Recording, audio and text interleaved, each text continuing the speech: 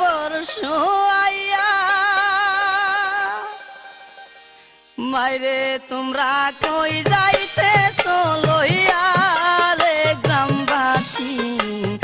একটু দাঁড়াও